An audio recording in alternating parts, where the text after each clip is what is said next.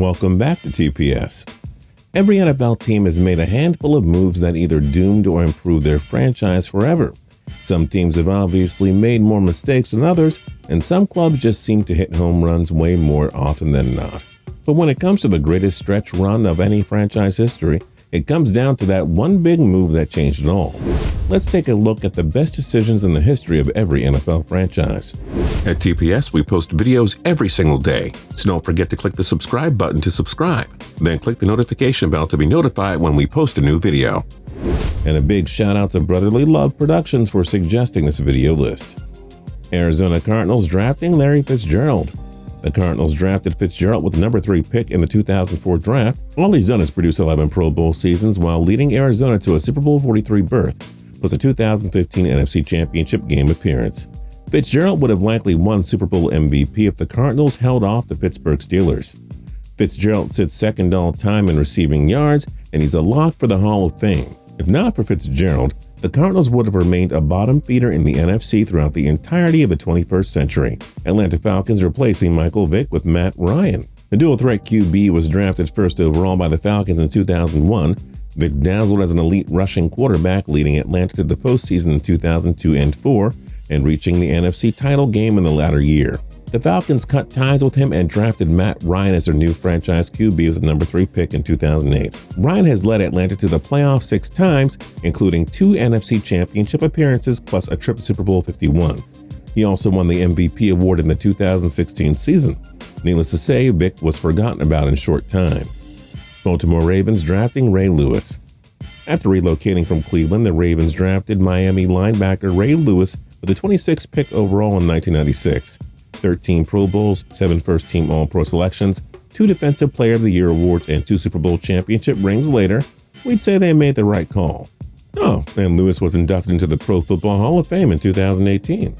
Buffalo Bills drafting Bruce Smith. The Bills' no-huddle offense got most of the love when they made 4 straight Super Bowls in the 90s, but the franchise wouldn't have experienced all that success without Hall of Fame defensive end Bruce Smith. The Bills drafted Smith first overall in 1985, and he more than lived up to the hype. Smith earned 11 Pro Bowl selections and retired with 200 career sacks, the most ever in NFL history. Carolina Panthers taking Cam Newton first overall in 2011.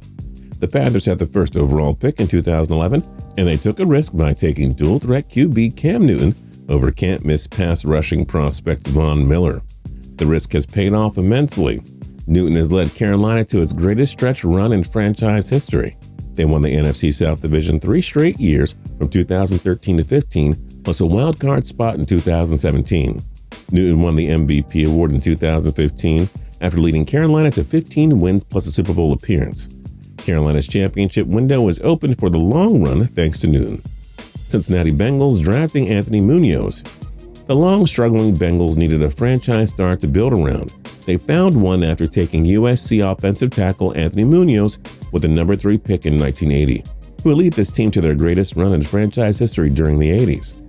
MUNOZ was instrumental in helping quarterbacks Ken Anderson and Boomer Esiason win the league MVP award in 1981 and 88 respectively. The Bengals also appeared in the Super Bowl both years and lost to the 49ers on each occasion. MUNOZ earned 11 Pro Bowl and 9 first-team All-Pro selections in his career, and he's enshrined in the Hall of Fame. Chicago Bears hiring Mike Ditka. With so many franchise greats throughout the Bears' century-long history, this was one very tough entry to pick. But Chicago has one Super Bowl to its name, and it's thanks to former head coach Mike Ditka. The Bears hired Ditka as their new head coach in 1982. He then put together by far the most dominant defense in history, which included Dan Hampton, Richard Dent, and Mike Singletary. The '85 Bears won 15 games and crushed the New England Patriots Super Bowl 20. Ditka made all that talent come together, including Dent, Hampton, Singletary, Refrigerator Perry, and Walter Payton, among others. Cleveland Browns drafting Jim Brown. With the number 6 pick in 1957, Cleveland drafted Syracuse running back Jim Brown, and the big, powerful running back went to work in turning this franchise around. Brown became the most dominant and unstoppable running back in NFL history. Brown won 3 MVP awards and led Cleveland to a 1964 NFL championship, led the NFL in rushing 8 times and in rushing TDs 5 times. He's without a doubt the greatest player in franchise history.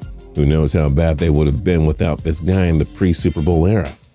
Dallas Cowboys trading Herschel Walker. The Minnesota Vikings viewed the young running back as a franchise-changing cornerstone.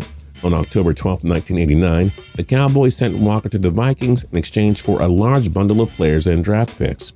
The Cowboys' haul from Minnie landed them all-time rushing leader Emmitt Smith, stud defensive tackle Russell Maryland, and elite safety Darren Woodson. All three were instrumental in the 90s dynasty that netted 3 Super Bowl championships for America's team. Walker only lasted 3 seasons in Minnie. His numbers weren't bad, but he never became the franchise-changing players the Vikings thought they were getting.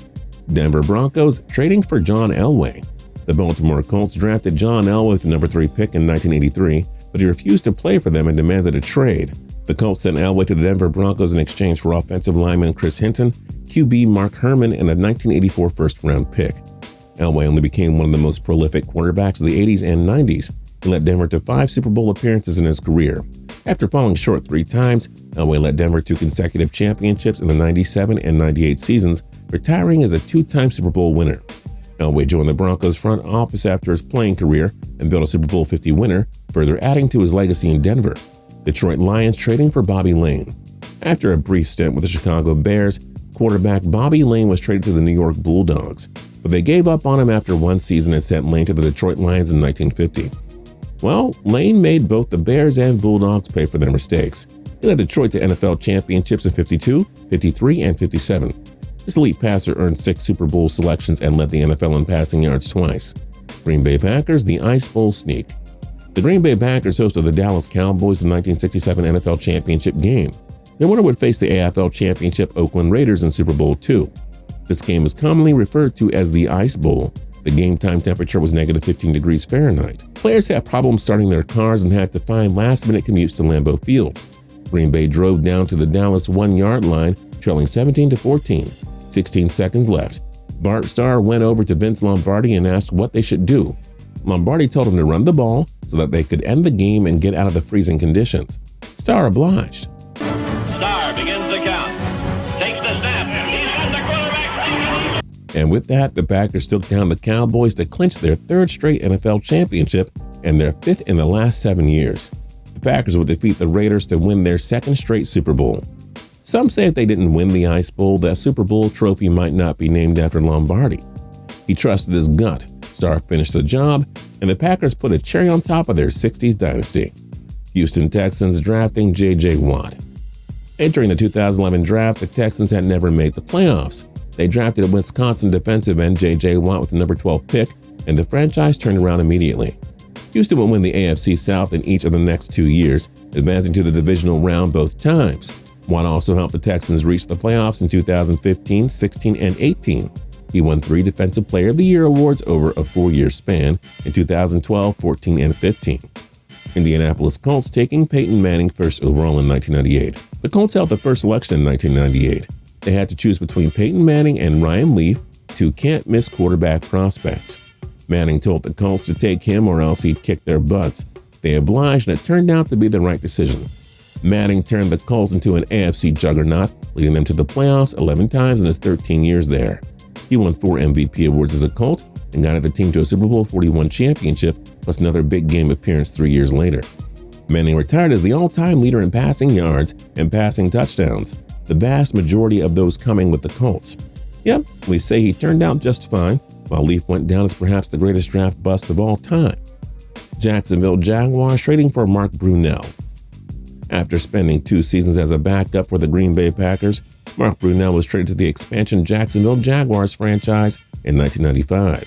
Brunell became a star right away.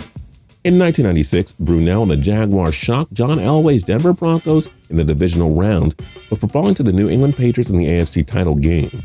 Brunell took the Jaguars to the postseason in each of the next 3 years, including another trip to the AFC Championship in 1999, where they fell to the Tennessee Titans. Brunell put this brand new franchise on the map right away, earning 3 Pro Bowl selections in the process. Kansas City Chiefs drafting Derrick Thomas.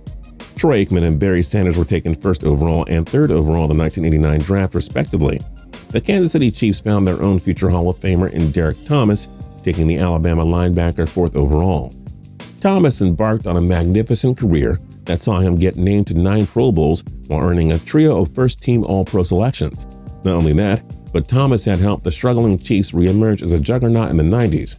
He took them to the playoffs 7 times, including a trip to the 1993 AFC Championship game. Sadly, Thomas's career and life came to an end in 2000 when he got into a car accident which caused severe injuries and eventually a fatal blood clot. Even though his life was taken too soon at the age of 33, Thomas left behind a wonderful legacy in Kansas City. He'll never be forgotten. Los Angeles Chargers trading Eli Manning for Philip Rivers. The San Diego Chargers drafted Eli Manning first overall in 2004, but he refused to play for them. They sent him to the New York Giants in a package deal that brought number 4 overall pick Philip Rivers to the West Coast. This is one of the most even trades in NFL history, to say the least. Manning led the Giants to 2 Super Bowls, while Rivers emerged as a franchise-changing quarterback for the Chargers. After backing up Drew Brees in his rookie and sophomore years, Rivers became the starter in 2006. He led the Chargers to the NFL's best record at 14-2, followed by an appearance in the 2007 AFC Championship game. The perennial Pro Bowler and future Hall of Famer has turned the Chargers into a consistent contender in the AFC. Los Angeles Rams signing Kurt Warner. After failing to land a backup gig with the Packers in 1994, Warner went to the Arena Football League and caught the attention of the St. Louis Rams. They signed him in 1998, and the rest is history. Warner locked down the starting job in 1999 and led the greatest show on turf offense. That included Marshall Faulk, Torrey Holt, and Isaac Bruce. Warner led the Rams to a Super Bowl 34 victory over the Titans. He won his second MVP awards 2 years later and got the Rams a Super Bowl 36, where they narrowly lost to the Patriots. Miami Dolphins hiring Don Shula. Don Shula agreed to become the new head coach of the Miami Dolphins in 1970. Shula quickly turned the Dolphins into one of the NFL's elite franchises. He coached them to a perfect 17-0 season in 1972, leading them to their first Super Bowl in franchise history. The Dolphins would successfully defend their Lombardi Trophy in the 1973 season. In all, Miami reached 5 Super Bowls under Shula. He won 257 games over his 26 years with the franchise, good for a remarkable .659 winning percentage. Minnesota Vikings hiring Bud Grant. After spending a decade as head coach of the CFL's Winnipeg Blue Bombers, Bud Grant left for the NFL to coach the Minnesota Vikings. Grant oversaw the rise of many Purple People Eaters defense, as well as the legendary career of Fran Tarkenton. Grant led the Vikings to the 1969 NFL Championship and to a total of 4 Super Bowl appearances. New England Patriots hiring Bill Belichick. Belichick was to take over for Bill Parcells as the head coach of the New York Jets in 2000. But one day after his hiring, Belichick announced his resignation and agreed to become the Patriots' next head coach. New England surrendered its first 2000 round pick in order to acquire Belichick. Owner Robert Kraft also gave Belichick the GM responsibilities. All he's done is lead the Patriots to 6 Super Bowl championships, 9 total big game appearances, and nothing but annual winning seasons and AFC East division titles. The 21st century Patriots have enjoyed the greatest stretch run in NFL history, and they have Belichick to thank for it. He's the guy who selected Tom Brady, after all, when nobody else would give him a chance in the draft. New Orleans Saints signing Drew Brees. The Chargers chose to roll with Philip Rivers, allowing Drew Brees to leave in free agency for the 2006 season. The Saints signed Brees to a 6-year pact worth $60 million, and it reversed the franchise's fortunes forever. Brees and head coach Sean Payton have changed everything about a team that was long viewed as a colossal disappointment. They led the Saints to the 2006 NFC title game in their first year together. Then, Brees and Payton led the Saints to a Super Bowl 44 championship, the first in franchise history. The Saints would become a perennial contender from then on out. Not only was signing Brees the best move in franchise history, but it's probably the greatest free agent signing in history. New York Giants drafting Lawrence Taylor. The G-Men took North Carolina linebacker Lawrence Taylor with the number 2 pick in 1981, and all he did was become someone whom many consider to be the greatest and most dominant defensive player in NFL history. Taylor was the backbone of the 2 Giants Super Bowl championship teams. He earned 10 Pro Bowl selections and was a 3-time Defensive Player of the Year. He's also the last defensive player to win the league MVP award, having done so in 1986. New York Jets drafting Joe Namath. The St. Louis Cardinals of the NFL drafted Joe Namath in 1965. The New York Jets of the AFL drafted Namath first overall in 1965 as well. Namath chose the Jets, believing they were giving him the better opportunity. It was the right call, to say the least. Broadway Joe was one of the AFL's elite players in the 1960s. Led the Jets to a shocking Super Bowl III victory over the Baltimore Colts, who opened up as 18-point favorites. Namath guaranteed a Jets victory in that game, and he delivered. He was named Super Bowl MVP and won 2 AFL MVP awards in his illustrious career. Oakland Raiders drafting Ken Stabler. The Raiders drafted Stabler in the second round, 52nd overall in 1968. They were coming off of a Super Bowl loss to the Packers, and Stabler turned out to be the final piece of their championship puzzle. Stabler was a 4-time Pro Bowl quarterback, took home the 1974 League MVP award, and he led the league in passing touchdowns twice. Stabler led the Raiders to a Super Bowl XI championship, which turned out to be the highlight of his Hall of Fame career. Philadelphia Eagles hiring Doug Peterson. Recency bias? Nah. Chip Kelly's 3-year tenure as Eagles head coach was quite disappointing. He ran out some fan favorites like Deshaun Jackson and LaShawn McCoy.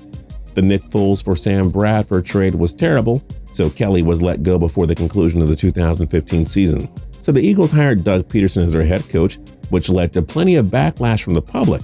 He had served as the Kansas City Chiefs offensive coordinator for 3 years under Andy Reid, and he was Reid's offensive quality control coordinator in Philly during the 2009 and 10 seasons. Peterson pieced together an offensive juggernaut in Philly. When MVP candidate Carson Wentz suffered an ACL tear late in 2017, Peterson turned to old friend and backup Nick Foles. All he did was lead Philly to their first Super Bowl championship in franchise history, where they took down the mighty Patriots. Pittsburgh Steelers hiring Chuck Noll. Talk about that steel curtain defense or Terry Bradshaw or Franco Harris or Lynn Swann or Mike Webster. Talk about them all you want, but the Steelers simply aren't a historic franchise without legendary head coach Chuck Noll. The Steelers hired Noll as their head coach in 1969. That move ended up producing 4 Super Bowls in the 70s decade, and it set the standard for the Steelers to become a model organization in the Super Bowl era. San Francisco 49ers drafting Joe Montana. Easy one for us. The 49ers drafted Montana in the 3rd round, 82nd overall in 1979. All he did was produce 4 Super Bowl championships for this long-struggling franchise. He won Super Bowl MVP 3 times and 2 MVP awards. By the way, would this dynasty really have continued with Steve Young if it weren't for Montana's leadership and guidance? Probably not. Seattle Seahawks drafting Russell Wilson. Hiring Pete Carroll, drafting Earl Thomas, trading for Marshawn Lynch, getting Richard Sherman. Oh, so many moves to choose from. Well, the Seahawks' success in the 21st century doesn't happen if they don't draft Russell Wilson with the 75th pick in 2012. He was instrumental in guiding Seattle to a Super Bowl 48 title in just his 2nd year. And they were oh so close to repeating the following year. Wilson got Seattle back into the playoffs in 2018 with Legion of Boom and Beast Mode long gone. He's the face of this franchise. He turned this team around forever. That was their best move yet, no questions asked. Tampa Bay Buccaneers trading for John Gruden. Yes, the Bucs drafted Derrick Brooks, Warren Sapp, and Rondé Barber, who were all central figures in their Super Bowl 37 championship. But someone had to put it all together. The Raiders traded coach John Gruden to the Bucs in 2002, receiving draft picks and cash in return. Gruden turned the Bucs defense into one of the greatest units ever, allowing just 12.3 points per game. Sure enough, the Buccaneers met the Raiders in the Super Bowl. Gruden got the last laugh as Tampa Bay destroyed Oakland 48-21 in the big game. If they didn't make that trade, the Bucs likely wouldn't have a Super Bowl to their name. Tennessee Titans signing Warren Moon. This took place while the Titans were based in Houston, but anyway. After dominating at the CFL level, Warren Moon signed with the Houston Oilers in '84. There were questions about how he'd perform at the highest level, but it turned out to be a fine transition. Moon embarked on an illustrious career that saw him earn 9 Pro Bowl selections. He won the 1990 Offensive Player of the Year award and led the league in passing yards twice. The Oilers made the playoffs 7 times in the Warren Moon era, not a half-bad signing. Washington Redskins naming Bobby Beathard as GM. After working as the director of player personnel for Don Shula's Dolphins, Bobby was named the GM of the Washington Redskins in 1978. He hired legendary Joe Gibbs as head coach in 1981. Bobby also found many franchise-changing stars in the draft, including Darryl Green, Art Monk, Russ Grimm, Gary Clark, and Charlie Brown, among others. The Redskins won 2 Super Bowls under his leadership. After he left the team, the 1991 Redskins won another Super Bowl to become a dynasty, but his fingerprints were all over that title as well. Dan Snyder probably should have brought him back, because boy has the franchise been a mess since his departure. What do you think is the greatest move in your favorite NFL team's history? Let us know your thoughts in the comment section down below. And don't forget to like, comment, and subscribe. We'll see you guys next time.